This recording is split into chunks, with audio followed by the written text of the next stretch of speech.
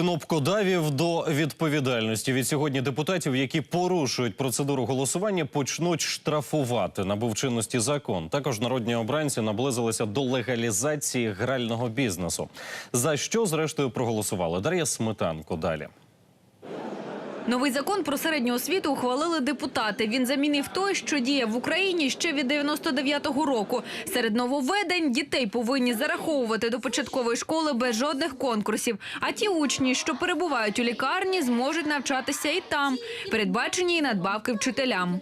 Там закладені такі норми, як педагогічна інтернатура. Це підтримка молодих вчителів, які приходять до школи. Причому не просто підтримка молодих, а й тих старших вчителів, які їм допомагають. Тобто там будуть доплати для тих старших вчителів, які працюють з молодими вчителями. Депутати зробили крок до легалізації грального бізнесу. Закон ухвалили у першому читанні. Гроші за ліцензію казино, букмекерських контор та гральних автоматів мають надходити до фондів розвитку медицини, культури і спорту. У фракції меншості закон розкритикували, мовляв, навпаки, затягне українців до гральних закладів. Якщо ви 4 мільярда гривень хочете отримати в бюджет, українці мусять 40 мільярдів гривень програти. Та у «Слузі народу» запевняють, гральні заклади будуть лише у готелях, що мають 3, 4 або 5 зірок. В охочих пограти обов'язково перевірятимуть паспорт, молодших за 21 рік туди не пускатимуть. Так само, як і тих, хто має проблеми з ігроманією.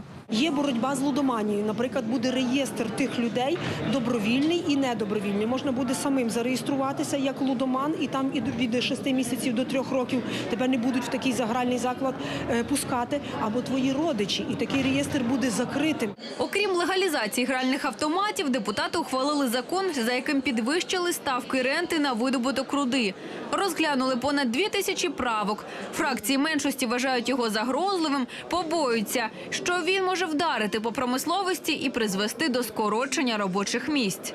Підняття необґрунтовано в такий спосіб безпосередньо рентної плати приведе до того, що нібито по коштах і по розрахунках таблиць це ніби доходи бюджету, а по тому, як на це відреагує промисловість, ніхто зараз це не може прорахувати. А чи не приведе це до згортання, не приведе це до скорочення робочих місць, не приведе це до того, що будуть законсервовані родовища? Ніхто це не спрогнозує. Такі ризики є. Очень сложная ситуация будет складываться у горно-металлургического комплекса, потому что там практически на 30% поднята рентная плата. Так или иначе, это может привести к коллапсу в горно-металлургическом комплексе, а это прежде всего, безусловно, социальная напряженность, и это рост безработицы. На вечірньому пленарному засіданні депутати проголосували за повернення України до Парламентської асамблеї Ради Європи.